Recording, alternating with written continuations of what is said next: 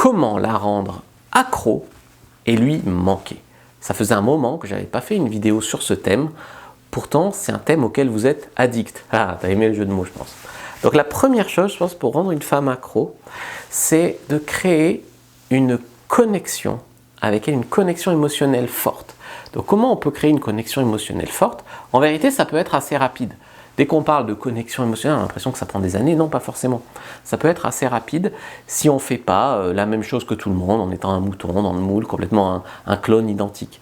Donc à un moment, arriver à être différent des autres gars, dans l'approche par exemple, ou dans autre chose, c'est pas très dur. La plupart du temps, tous les mecs c'est des clones, hein, ils sont tous pareils, c'est tous nuls, c'est tous ennuyeux, c'est tous pseudo-romantiques, c'est tout ça. Donc arriver en fait à être déjà différent dans l'approche des autres, ça c'est déjà pas mal. Et quand tu as des bonnes approches, tu peux faire vivre des émotions rapidement avec une femme dès l'approche. Et donc déjà, dès l'approche, le décor s'en va sans moi, dès l'approche, créer une connexion émotionnelle avec une femme. Au lit, être bon. Au lit, quand tu vas coucher avec elle, si tu t'appelles pas Olivier, mais tu vas coucher au lit, tu as compris, eh ben, tu vas créer des hormones, comme par exemple l'ocytocine, qui est une hormone de l'attachement. Quand tu es un super bon coup au lit, tu fais sécréter de l'ocytocine aux femmes, et généralement, elles peuvent tomber amoureuses de toi. Si ça s'est déjà arrivé qu'une femme, tu couches avec elle, et puis après, elle te rappelle tout le temps, c'est très bon signe. Si ça t'est pas arrivé d'ailleurs, je t'ai créé une formation, ça s'appelle Le Guide du Bon Coup, et ça explique un petit peu comment tu vas pouvoir être le meilleur coup de sa vie. Montrer de l'intérêt pour elle et se dévoiler. Ça peut créer une connexion aussi. Donc ça, c'est peut-être plus dans la discussion, plus dans les rendez-vous. S'intéresser à une fille, par exemple, qui est un peu en manque d'attention, généralement, ça les fait craquer, tu vois.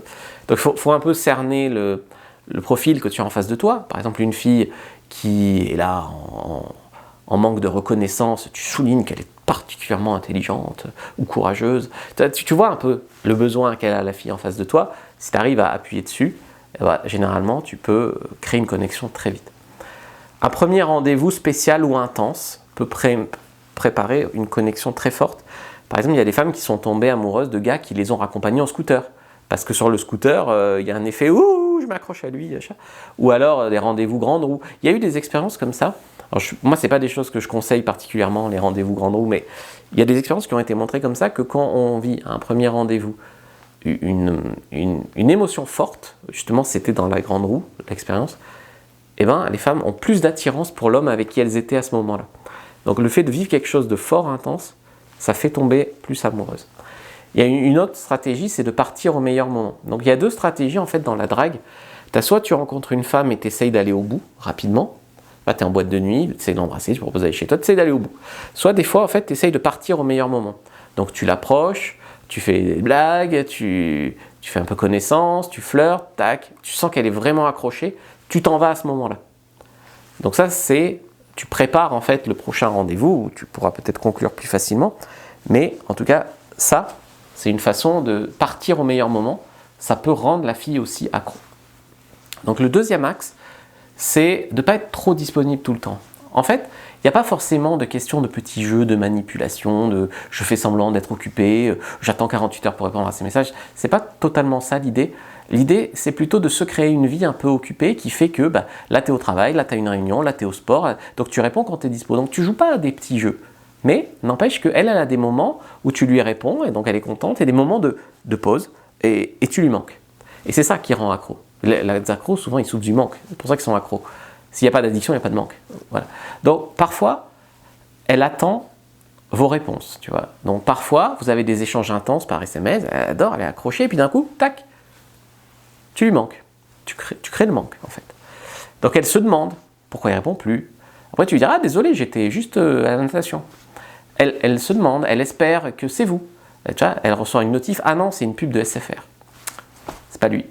Et des faux espoirs qui se créent, tu vois. Et en fait, ça ne marche que quand elle est accrochée. Mais quand elle est accrochée, ça marche très bien parce qu'elle se rend compte du manque, de l'addiction, du soulagement que ça lui offre quand c'est toi, et lui laisser se poser des questions. Pourquoi il me répond pas? Il est où? Il fait quoi? J'espère qu'il va me répondre vite, tu vois. Ensuite, être un défi, ça c'est le troisième axe. Donc être confiant sans être trop arrogant. Donc la confiance n'est pas de l'arrogance, mais des fois c'est confondu.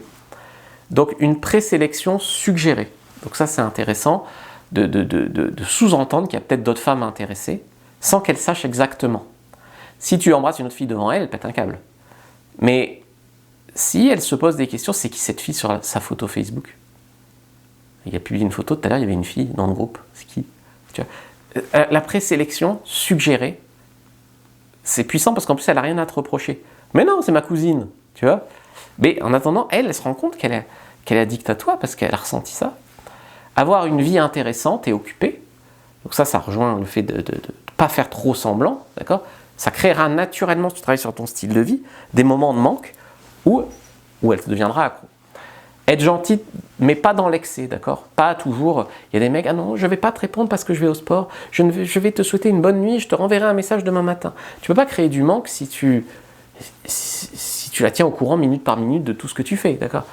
Donc pas être faible, pas être trop gentil, pas être trop écrasé, pas être trop arriver à s'affirmer, par moments pas être tout à fait d'accord avec elle, si c'est le cas, s'arriver à s'affirmer, donc ça c'est important.